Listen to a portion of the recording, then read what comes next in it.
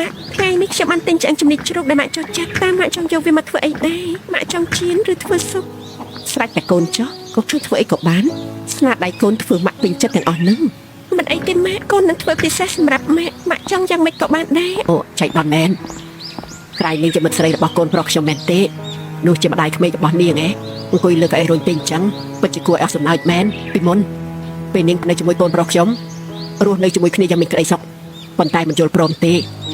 ឥឡូវនេះមើលចោះយ៉ាងម៉េចដែរនាងមករស់នឹងម្ដាយក្មេកពិការទៅវិញអូយគួរឲ្យអស់សំណើចណាហេមិញនិយាយអីហ្នឹងអូនបានរៀបចំថ្នាំទុកអីម៉ាក់រួចហើយបងជូនម៉ាក់មុនទៅណា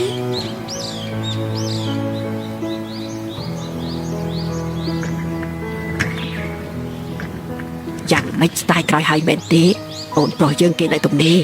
បើនាងចង់តាក់ទងវិញយើងទុកឱកាសឲ្យនាងមីងកូនមីងច្រើនឆ្នាំហើយនៅតែមិនទាន់រៀបការទៀតមីងក៏ត្រូវគេបន្ទោសមួយផ្នែកចំណែកម៉ាក់ក្មេកខ្ញុំវិញគាត់ជាអ្នកស្រុកភូមិធ្លាប់រស់នៅជាមួយគ្នាគ្រួសារគាត់ខុសពីគ្រួសារមីងឆ្ងាញ់ណាស់យ៉ាងហោចណាស់ម៉ាក់ក្មេកខ្ញុំគាត់មិនបានបំផិតបំភ័យខ្ញុំពេលមករស់នៅជួបជុំដំបងនោះដែរ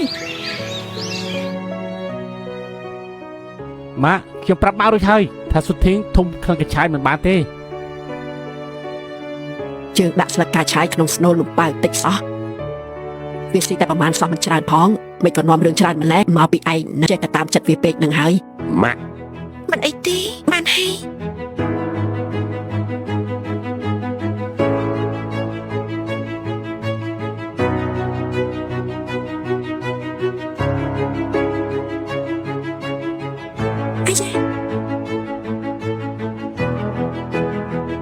ធ្វើអីឆ្កងមិនប្រយ័ត្នសោះមិនឆាប់តែយកក្រណាត់មកជូតមក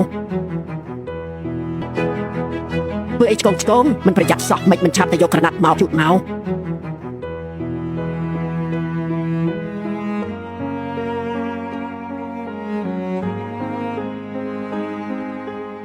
ខ្ញុំចង់ឲ្យគេហូបបាយទៀតឬអត់ហ្នឹងមិនចេះជូតឲ្យស្អាតច្រើនដងតិចមើលចេះជូតសម្អាតរបស់កខ្វក់រាល់ថ្ងៃផងវាធំក្លិនណា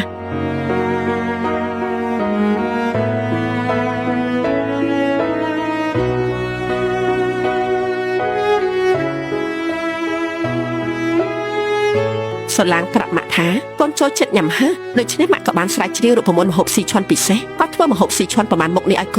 កូនសាក់ភ្លុកមើលទៅតោះកូនស្រីញ៉ាំមកទៅអរគុណអ៊ំស្រីតែក្មួយដូចជាមិនស្រីចេះបកសម្បកបង្គាទេរឿងតូចតាចទេមិនអីទេកូនញ៉ាំវាទៅចាំម៉ាក់ជួយបកឲ្យណាហ៎នេះកូនញ៉ាំវាទៅ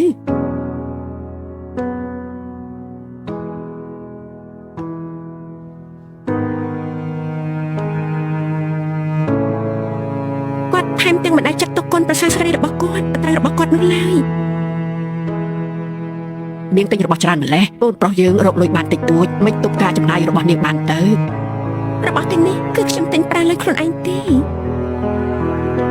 នាងស្ដាប់ណានាងមិនទាន់រៀបការចូលផ្ទះផងនាងហ៊ានដំណត់នឹងយើងទៅហើយកូនប្រុសថ្ងៃនេះឯងត្រូវប្រាប់បាត់ព្រាមមកតើឯងកាន់ជើងខាងណា